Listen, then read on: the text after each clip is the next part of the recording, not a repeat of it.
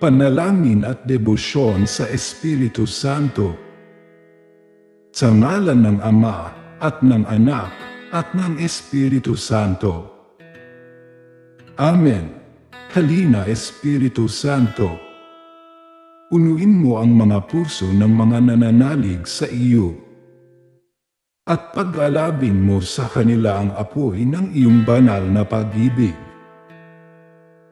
Ipadala mo ang iyong espiritu at sila'y malilikha. At sa gayo'y mapaninibago mo ang mukha ng mundo. Manalangin tayo. O Diyos, na sa liwanag ng Espiritu Santo ay tinuruan ang mga puso ng mga mananampalataya.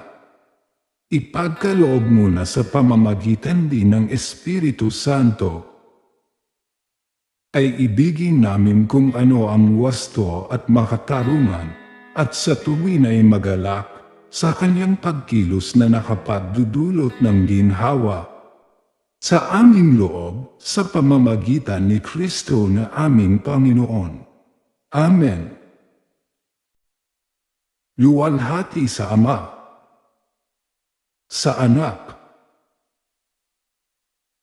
at sa Diyos Espiritu Santo, kapara noong unang-una, ngayon at magpasawalang hanggan.